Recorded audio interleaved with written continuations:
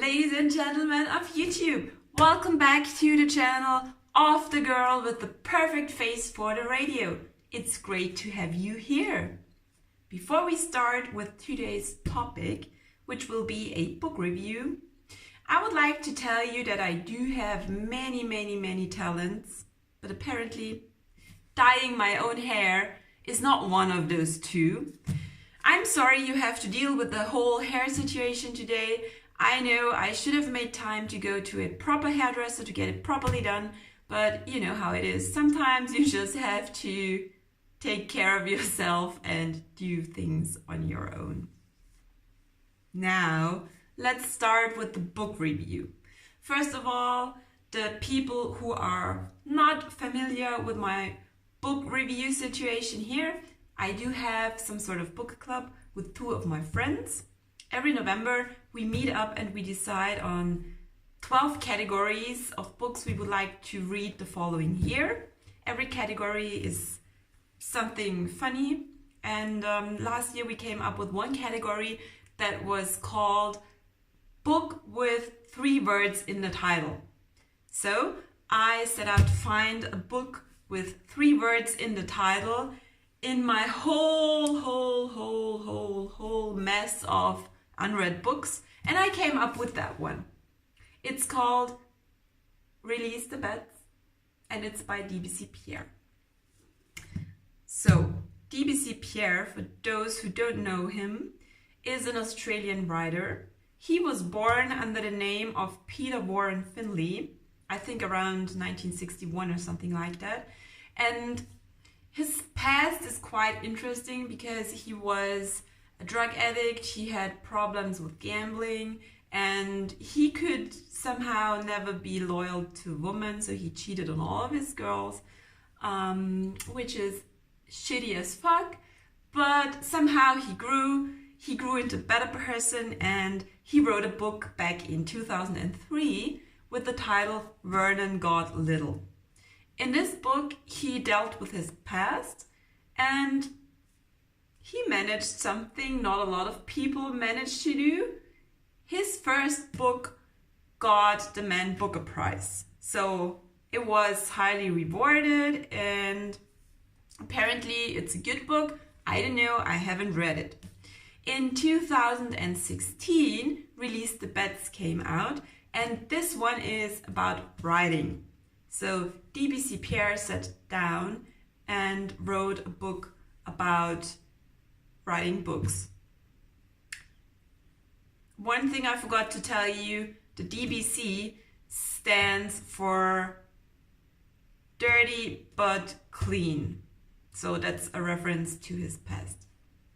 In his book, Release the Beds, he writes about writing, which, I mean, it sounds boring because if you write a book, you just sit down and write a book. So you might think that's not that interesting, but everybody who ever faced a blank page knows that writing is not really, it's not really easy at times. So he wrote a book about things you can do to overcome the fear of the blank page, and he gives you some tools to develop a story.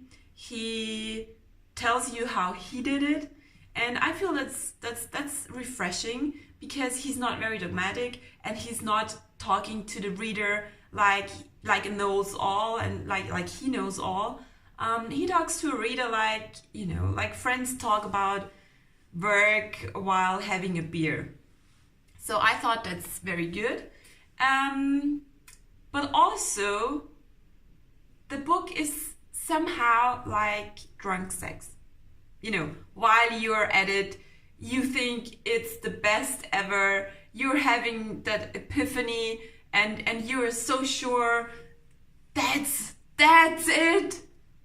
But, you know, when you're done, you kind of don't really remember what happened anymore. So that happened to me with that book. I read it a week ago, I think. And while I was reading it, I thought, oh my God, that's great. He is a great author and he knows what he's talking about. But then I put it away and I somehow magically forgot what it was all about.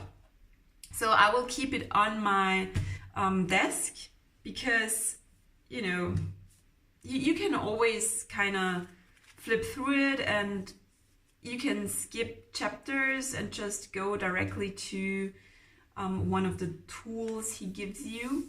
And the thing why I bought it, and I think the most important thing of the whole book, is the chapter called Nutshell. I will read it to you because it's not really long.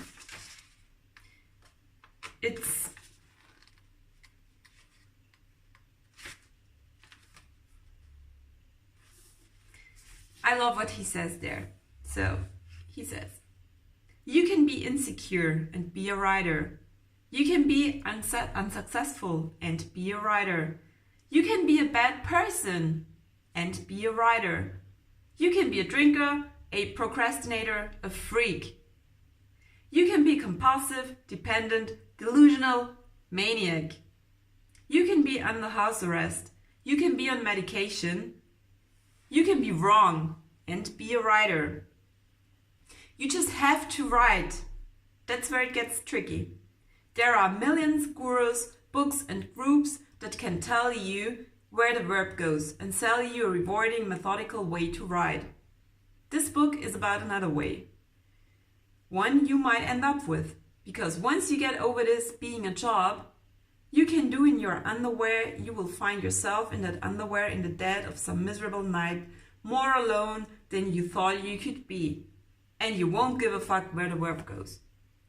So that's really the nutshell of the whole book, because he tells you have fun with it, and if there's an idea, just run with it and see where it develops to. And when it comes to that, he stands at the same ground as Stephen King does, my all-time favorite writer, because he always says I don't plot, which is totally on the other side of the spectrum where, for example, John Irving is, because he always starts with the last sentence and then writes the story. He starts writing it and he knows that he's done at the moment where the whole story meets the last sentence. So I like the approach of just having fun and putting characters on paper and seeing what they are doing and how they interact. And I don't know, on the one hand, I feel like he managed to do something great by winning the Man Booker Prize for his first novel. On the other hand, I'm a little bit like, you know, up to this day, this guy wrote 4 books. I mean, that's still 3 books more than I wrote, but it's not, for me, it does not make him the expert. So I don't know if you really have to read this book. If you would like to read a book on writing, try Stephen King's On Writing, because he's actually, you know, I think he wrote 1 billion of books, and he is even a little more funnier than DBC Pierre is. You can read it, you can just, you know, ignore the book. I don't know, I kind of liked it. It did not leave, you know, it did not really leave a huge impression.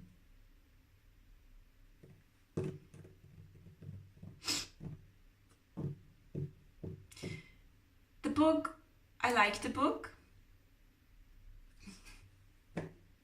I liked the book. It did not leave a huge impression. As I told you, I kind of forgot a lot about the things he wrote.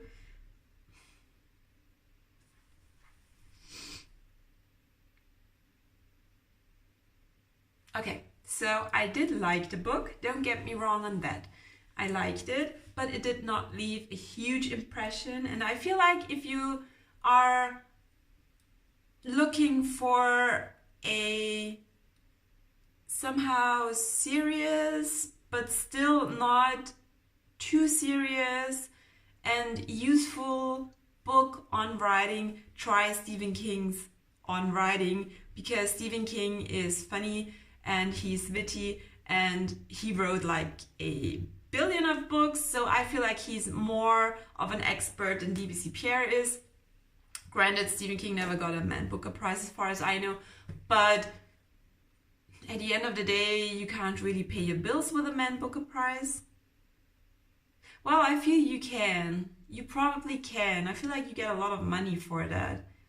But anyway, what I'm saying is just because you won a prize by a jury, it doesn't mean that your work is great, because I feel like at the end of the day, it's the readers who should decide what is good and what not, and not the jury. So Stephen King's readers decided that The Man is great, so I would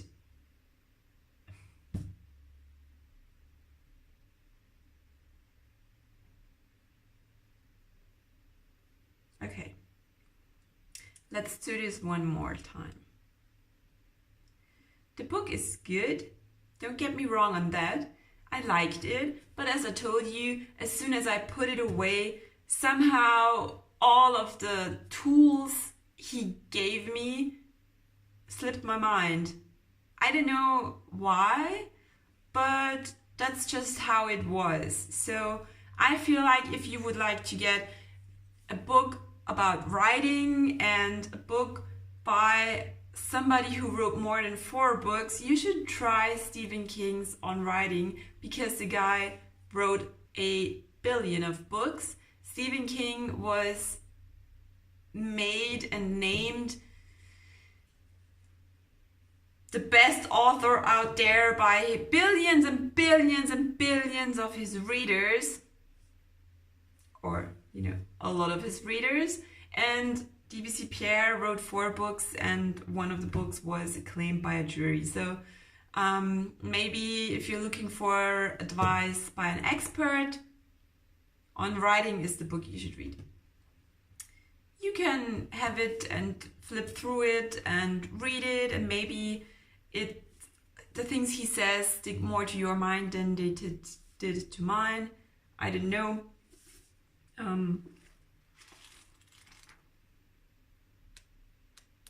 Yes.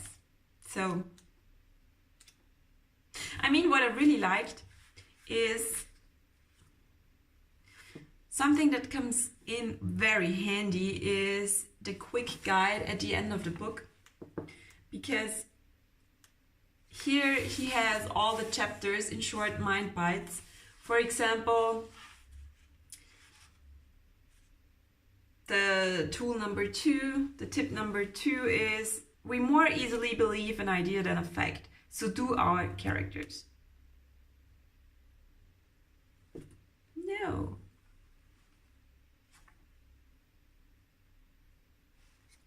I like the short bits at the end of the book. There he has every chapter summed up in 2 lines or 3. So for example, chapter number 4 sums up to: what would you write if you weren't afraid? Write that.